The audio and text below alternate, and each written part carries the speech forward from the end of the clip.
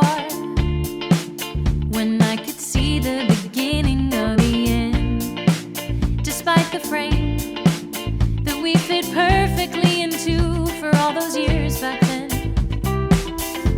I had to find my own way out, like I'd heard about, rewrite the story, replaying in my mind that I was fine with expectations being met just to fall in line.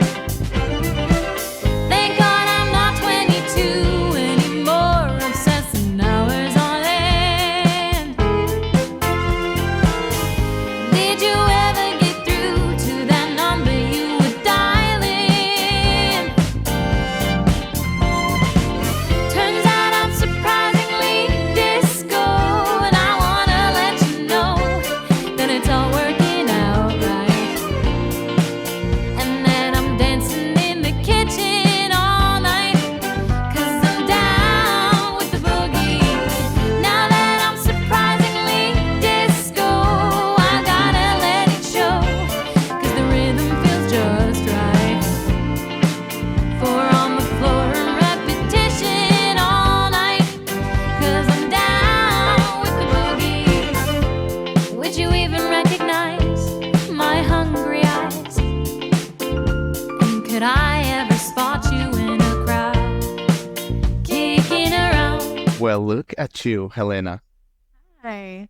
I've heard Oh. I've heard so much about you from so many people all over. Mary Bragg, Sheridan Gates, everyone. Have you met Helena? Have you met Helena? Did you listen to EPITHET, the whole thing? I feel like Wow, what an Finally. honor. finally. Yeah, so nice to be here. Thanks so much for having me. Helena, look at that compound. Where are you? I know. I'm at my parents' house in Sweden. God, like It's yeah, and it's like the weather is absolutely insane. I'm gonna jump into this lake once we're done, and like yes. we're having a good time. Yeah, So for sure. the audio audience that may not be seeing what we're seeing, just imagine a postcard. Yeah, Swedish postcard. It's a postcard in high definition. You know, that's the best way I can describe it. But anyway, Helena, so great to have you. I mean, I did upon research realize that I had heard "'Cause I Can" years ago, and I loved it. And I remember loving that song for years. So it's cool that that everything kind of tied up. Yeah. Oh, that's awesome. But Elena, where do we even start? I mean, all right, let's start with the music first. I mean, like first of all, EPITHET. I mean, what an incredible album. You recorded it with our friend of the show, of course, Mary Bragg, in Power Station in New York. She helped produce it. All female production team. I mean, Gloria Kaba as well. Yep. I mean, how was that experience like? That sounds like a blast. It was incredible. And I will say, and I say this all the time about the album, is that this process and the process of creating this album has just been such an incredibly validating and uplifting and empowering process.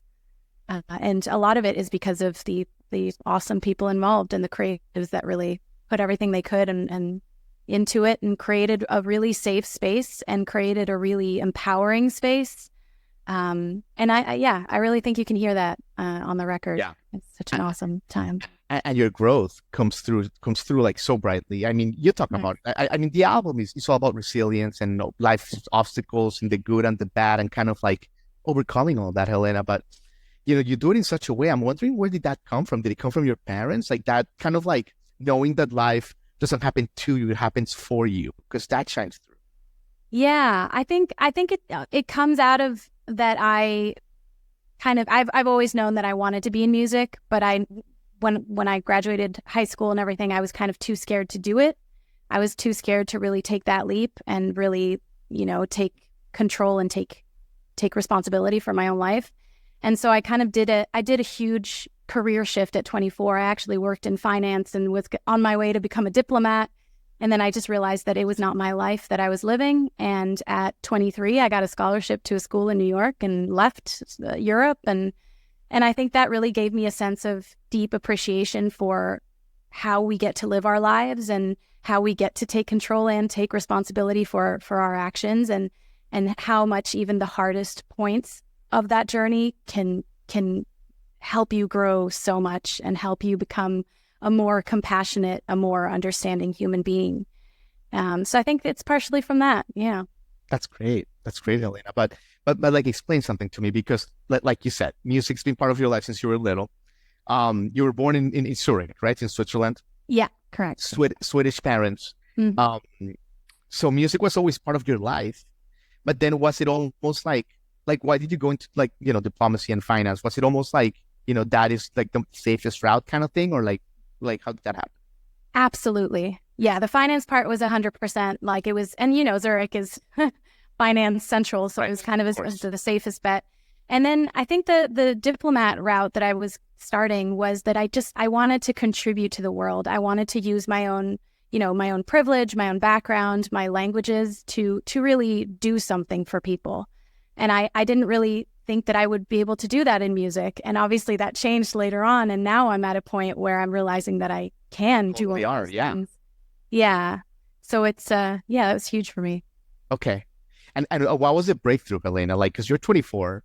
I mean, you're obviously like smart and you're probably kicking ass. So that must not have been easy to have that realization that it's like, shit, like all these people that have been so kind to me, but I don't want to do this anymore. Like, what was the breaking point?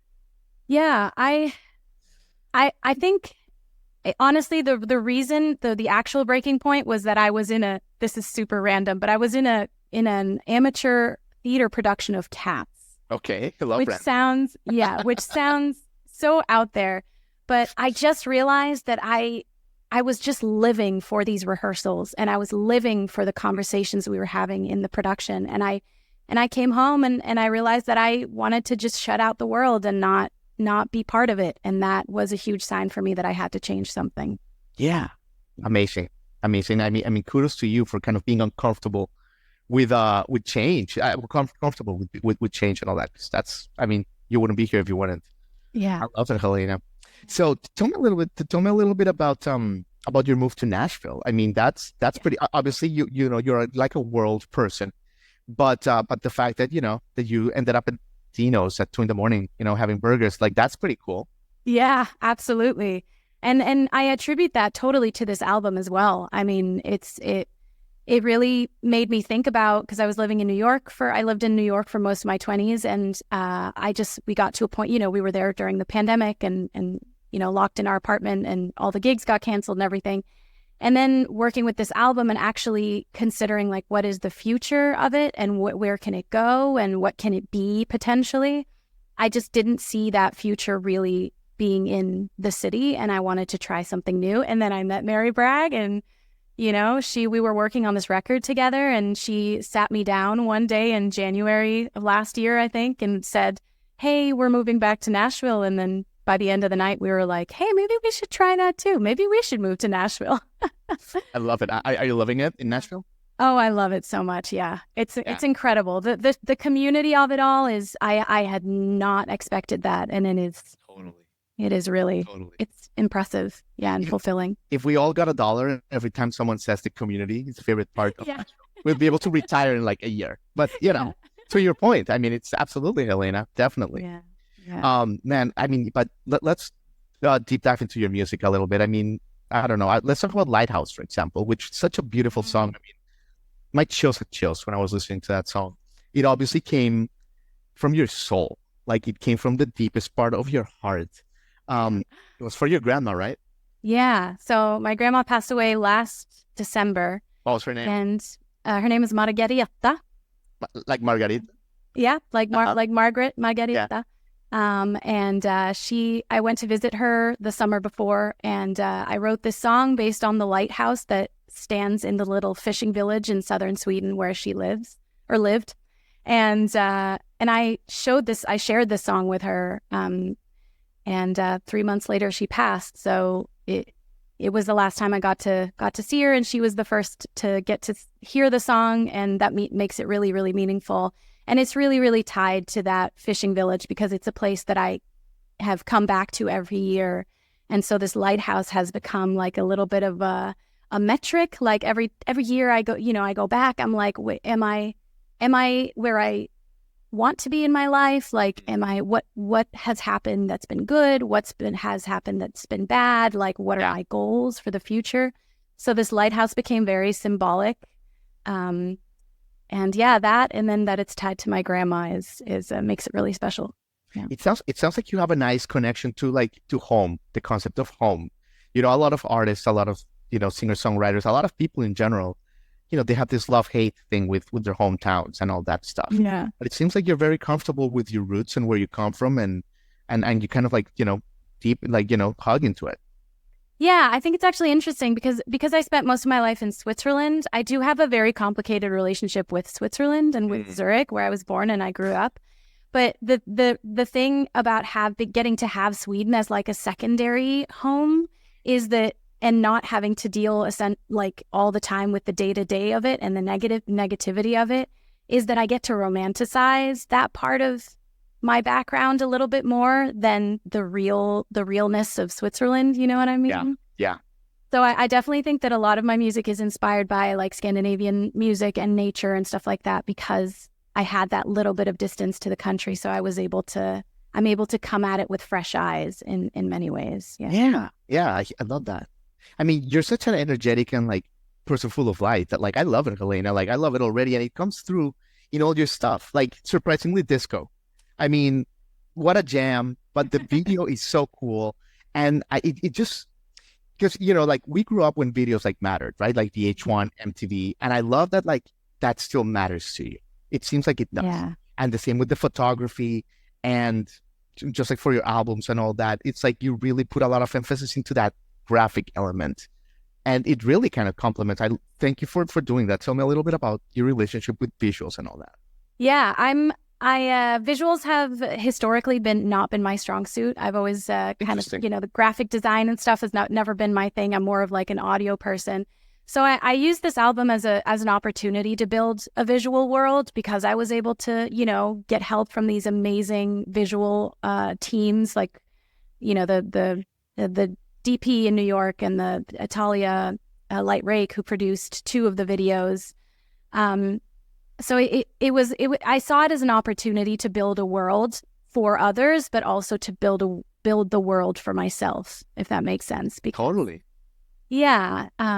So it was an incredible time. So much fun. And like I said, because I was able to work with other people, it kind of gave me a new perspective on the visual aspect as well, because I was just, standing on the sidelines, seeing how they interpreted the thing I had made. And then really learning from that was a really cool experience. It's just clear that, that you're such an artist that you really lean into what you don't know and the unknown. And you're so comfortable with that. I love that, because that is why your music is so good, Helena. And that's why everybody loves you and why you're going to continue to grow. That's everything. That's how we grow muscle, basically, getting uncomfortable. Right. Anyway. Oh, thank you. Yeah. Oh, Helena. Well, I mean, look, you have a beautiful lake behind you. Don't let me hold you from that. Are you in the mood to play a song for us? Are you down for that? Absolutely. Yeah. Oh my God, I'd be so honored. It's 7 a.m. here in Nashville. I know. I was so impressed. I was that's why I double checked about the time, because I was that's No, we've done this a time or two for sure. Yeah. Well, I appreciate your... I think the one annoying one is when we have Australian friends a little, because then we have to be here at 9 p.m. local time. And it's someone will Mary will be Jamie, come to the Basement East. Helena's playing, and I'm I fucking can't. Yeah. Yeah. Yeah, I get that. Yeah, totally. So, what are you gonna play for us, Helena? I would love to play EPITHET, which is the song the album is named after.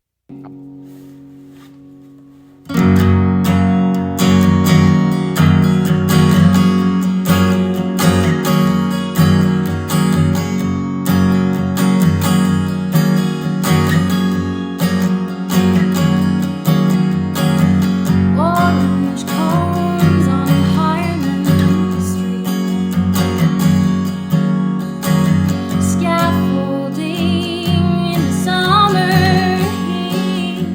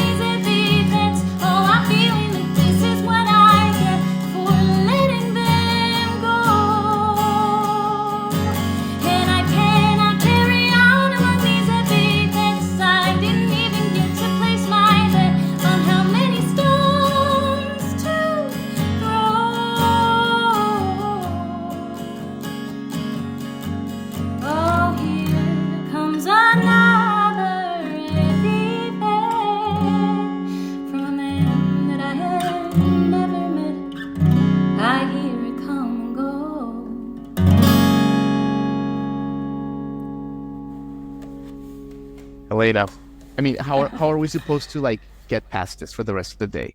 You know, it's like it's downhill from here. My God, Helena Hallberg, what an honor, what a joy. Thank you for Thank coming. you so much for having me. And we cannot wait to connect with you in Nashville and experience your music live as well. So thank you so much, Helena. Yeah, thank you. So enjoy the lake. Thank you. Do you mind if I take a quick picture like this? Absolutely. Yeah? All right. 1, 2, 3. Thank you. Awesome. That's amazing. Enjoy the beautiful weather. Hi, everybody. Thanks for watching. Subscribe here for the latest from the show. Also, be sure to check out more of the best clips from J-Rod Concert Media.